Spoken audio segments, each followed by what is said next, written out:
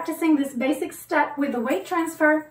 When you feel comfortable and you want to learn more, feel free to watch my next video where we're going to continue working with this step, taking away the weight transfer for another effect.